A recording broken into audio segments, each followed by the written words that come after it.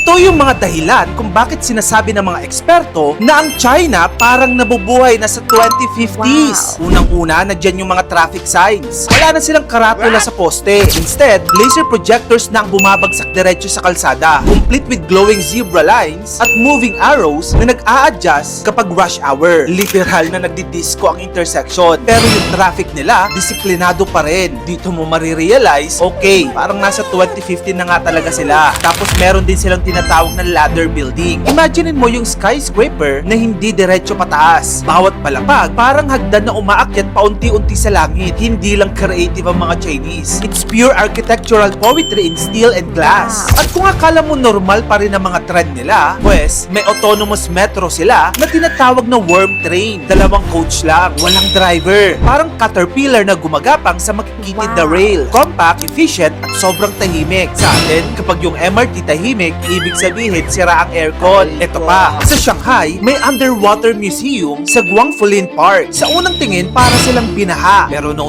wala silang flood control scandal gaya ng sa atin. Yung underwater museum kasi nila, yung bubong lang ang nakalabas. Pero sa ilalim, may 800 parking spaces, museum halls, at cultural displays. Mukhang ancient temple na nakalubog sa lawa. At syempre, kung gutom ka sa China, at habang umiikot ka sa kanilang syudad, may mga yellow street boxes na parang vending machine ng future. Scan mo lang ang QR code, piliin mo order mo, then boom! May drone na magluluto, magbabalot, at maghahatid sa'yo ng pagkain in under 15 minutes. Literal na grab food, pero may pakpak. At habang tayo dito sa Pinas, nagpipicture sa LRT, sila naman may sky train sa Wuhan. Isang tren na nakasabit sa itaas, hindi nakapatong sa riles. Ito pa, glass floor pa yung tren nila. Habang umaandar, tanaw mo ang buong city sa ibaba. Parang roller coaster meets MRT, pero walang amoy pawis. Hindi pa tayo tapos ha. Sa Chongqing naman, meron silang light monorail na dumadaan mismo sa pagitan ng mga gusali. Minsan literal sa gitna ng restaurant o apartment. Kung gusto mong sumakay, bumaba ka lang sa balcony ng condo mo, makakasakay ka na. Ganito na ka-advance ang transport nila. Parang naglalaro lang sila ng SimCity, pero sa totoong buhay. At syempre, hindi rin mawawala ang Vertical City. Isang napakalaking complex na tahanan ng 30,000 na katao. May sariling groceries, gyms, schools, at mga scooter delivery sa loob. So wala kang dahilang lumabas kahit umulan,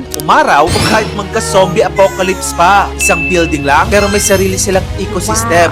Grabe nga ang China, no? Parang talaga silang nabubuhay sa 2050s. Habang sa atin dito sa Pinas, ang sobrang traffic pa rin ang laging trending. Sa tingin mo, ma-achieve rin kaya natin yan dito sa Pinas? Kung gusto mo pa na mag-ito pang amazing contents, dito lang yun sa channel ko, kaya mag-follow ka na. Subscribe ka na rin sa aking bagong YouTube channel. Yun lang, maraming salamat sa panonood mga kamagkano.